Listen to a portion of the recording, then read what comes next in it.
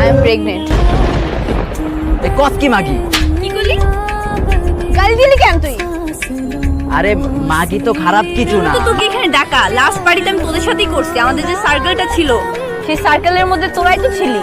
আচ্ছা বুঝলাম, ওই দিন আমরা ছিলাম, কিন্তু এর আগে পিছে তুই বাইরে কোথাও থাকস না। আমার কি কোনো বয়ফ্রেন্ড আছে আমি আগে পিছে থাকবো? বাড়িতে উঠবে, কেমনি বের করবো?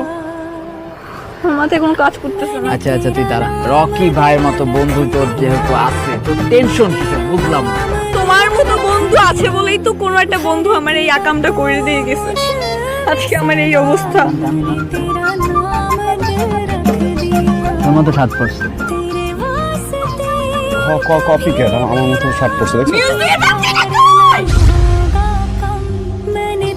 নরমাল হ্যাঁ দোস্ত একদম একদম